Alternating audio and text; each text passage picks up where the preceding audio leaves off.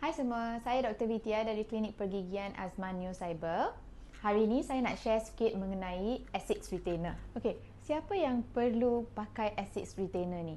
Selalunya Asics Retainer diberi kepada pasien yang telah menamatkan rawatan ortodontik ataupun braces.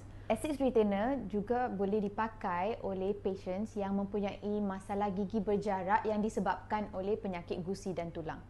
So, berapa lama kena pakai Asics Retainer ni? Asics Retainer selalunya selepas menamatkan rawatan ortodontik atau braces, seseorang tu kena pakai Asics Retainer sepanjang hari dan malam waktu tidur untuk 3 hingga 6 bulan atau hingga setahun.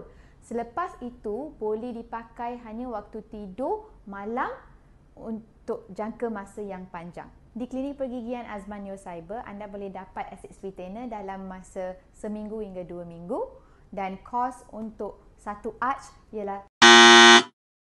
Kalau anda tidak tahu atau tidak pasti kalau anda perlukan Asics Retainer ni, anda boleh datang ke Klinik Pergigian Azman Neo Cyber untuk konsultasi anda.